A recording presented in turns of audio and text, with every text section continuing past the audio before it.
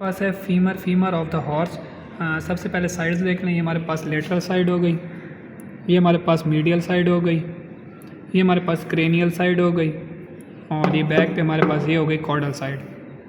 ये हमारे पास हो गया प्रॉक्सिमल पोर्शन, और ये हमारे पास हो गया डिस्टल पोर्शन।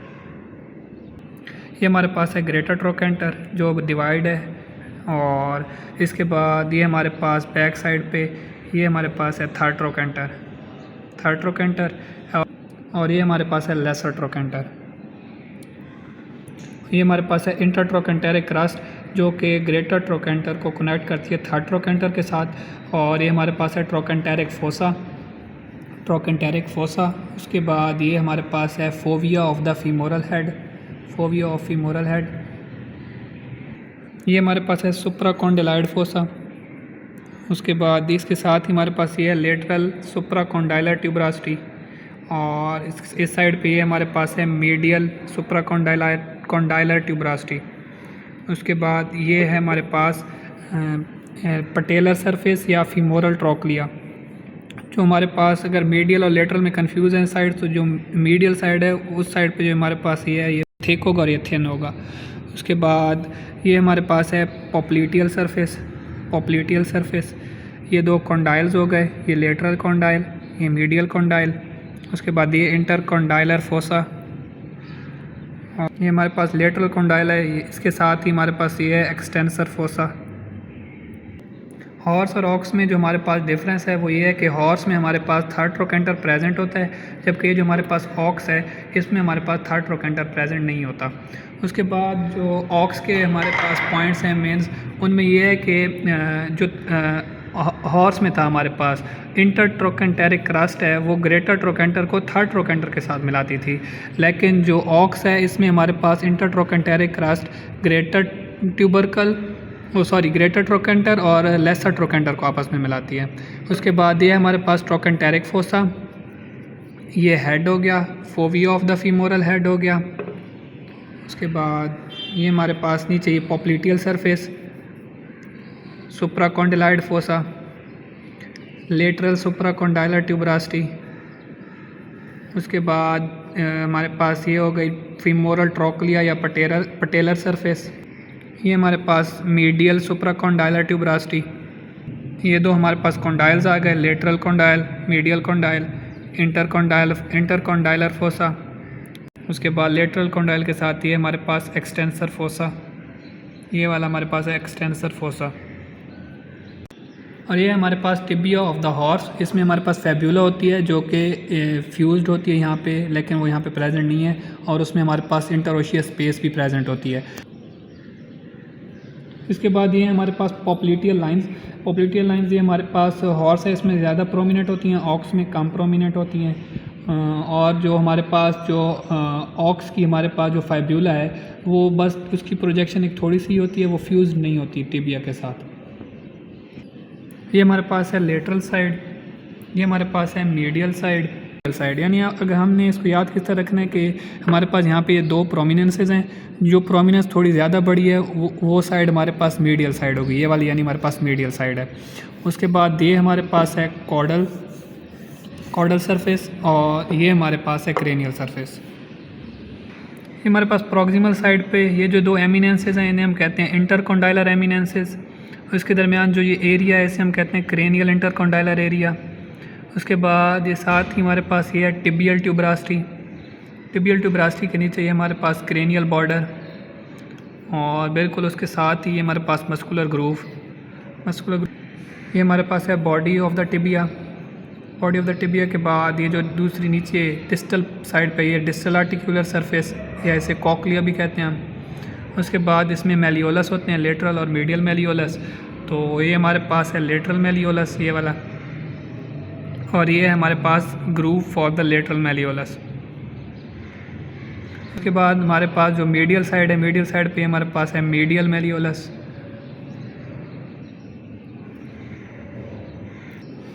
ये हमारे पास है tibia and fibula of the ox.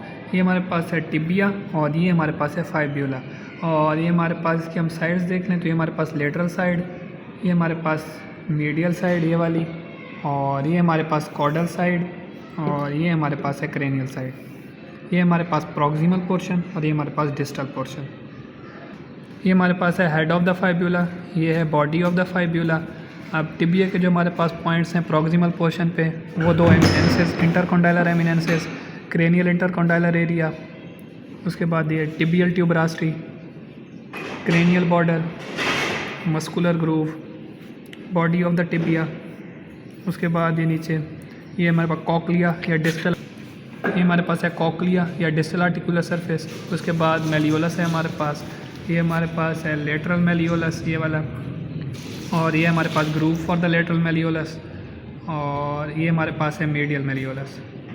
ये हमारे पास हैं metatarsal of the horse and ox, और इनमें तमाम पॉइंट्स सेम है हमारे पास मेटाकार्पल्स की तरह ही, लेकिन इनमें हम डिफरेंस किस तरह से कर सकते हैं कि जो हमारे पास मेटाटार्सल हैं, मेटाटार्सल की जो प्रॉक्सिमल पोर्शन है वो हमारे पास होगा राउंड, यानी हॉर्स और ऑक्स दोनों में मेटाटार्सल में,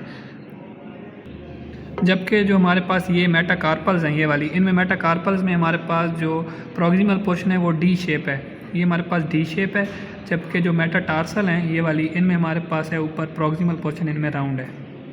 ये हमारे पास है tarsal articular surface, tarsal articular surface. उसके बाद ये हमारे पास है प्रॉक्सिमल मेटाटार्सल कैनाल, ये हमारे पास है डिस्टल मेटाटार्सल कैनाल।